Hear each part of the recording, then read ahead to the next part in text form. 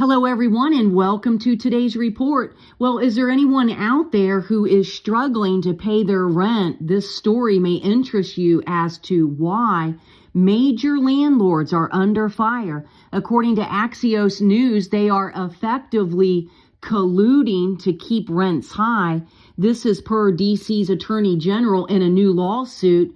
Now, listen carefully, friends, because this is happening nationwide, not just in Washington, D.C., and it's only bound to get worse. Now, let's find out what the nuts and bolts are of what they are saying. The companies that manage large apartment buildings in the D.C. area and many other cities, they're all using the same software whose algorithm sets their rents. And the name of the software is called RealPage.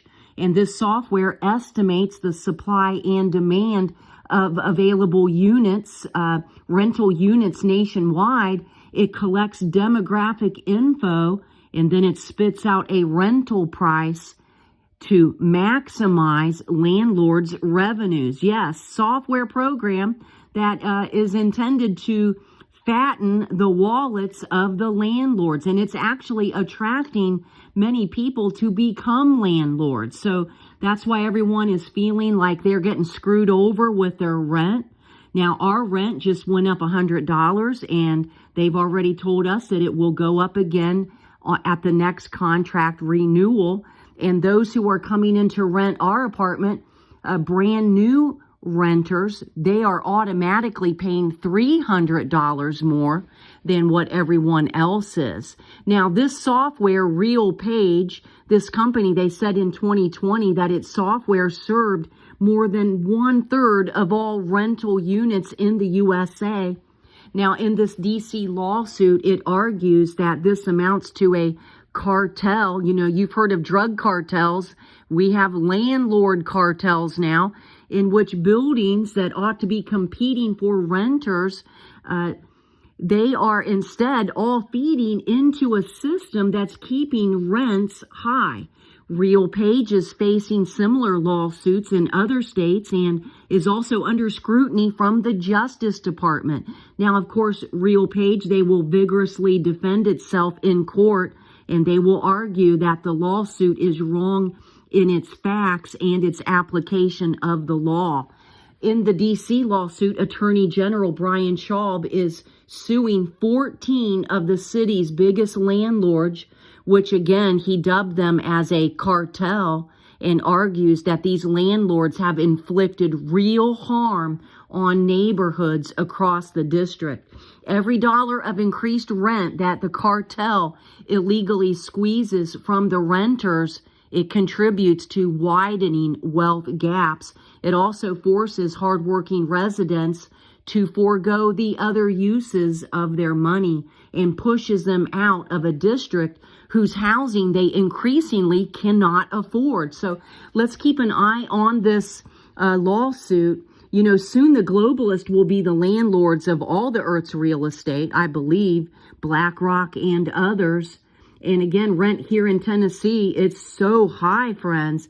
And there's even a lawsuit here in Tennessee filed against RealPage. Now, there were 49.5 million rental units in the U.S. as of 2022, according to the U.S. Department of Housing and Development. In 2020, RealPage said its software served 19.7 million rental units of all types in the U.S., more than 1/3 of all rental units nationwide. And they're also passing on their own rising costs to the renters, and they're definitely capitalizing on the fact that demand is outstripping the supply. And then, of course, we have the immigrant and the migrant incursion. It's also contributing to the housing shortage here in the U.S., and I completely think that the numbers of immigrants is grossly downplayed, and also the migrants. I don't think the numbers are accurate at all, but that's just a hunch that I have. Anyways, how many times have you heard of someone saying, I can't afford my medication this month? And in order to make ends meet, People are not refilling their prescription medicines. They're not able to purchase food. And food banks are very strained. And people are not even able to afford their car payments.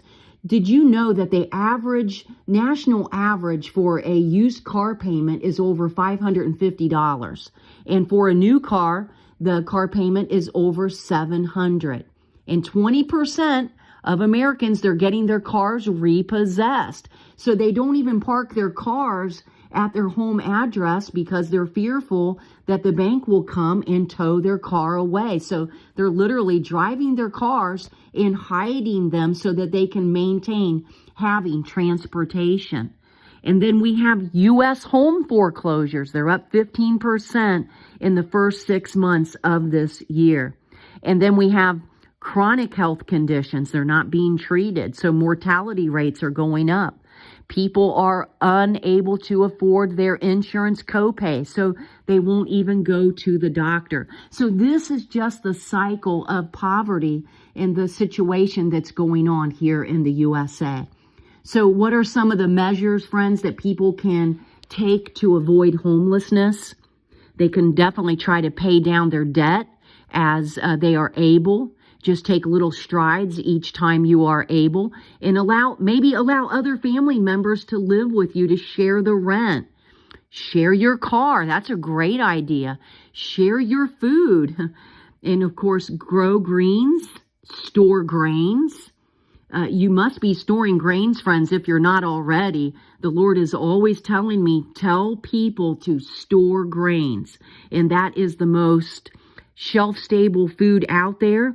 And then you can be like a Joseph for your family. You'll be like a hero helping your family in hard times. Now, I can see how smart cities will be encouraged because everything that one needs is very close to home. So many people without cars, they can walk to the grocery, walk to the bank, walk to the barbers. All of this is by design. So we always need to be seeking the face of God for wisdom with our finances, and He will guide us, friends, and He will supernaturally open up doors of opportunity. We are in the last days, so we've got to stick together as believers, help one another as we are all awaiting the coming of the Lord. So, friends, God bless you all. We'll talk to you again real soon. That's all for today. Take care.